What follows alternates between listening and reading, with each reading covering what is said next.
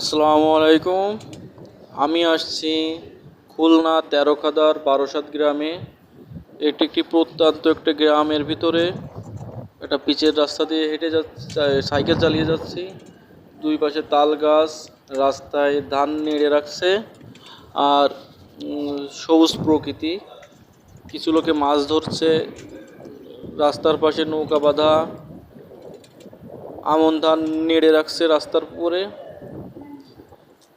একটা কলার ক্ষেত রাস্তার পাশে, আবার তাল বাগান। এভাবে আমি আস্তে আস্তে এগিয়ে যাচ্ছি। শুধু দুই সাইডে মাঠ আর মাঠ, একটা সুন্দর একটা মনোরম পরিবেশ।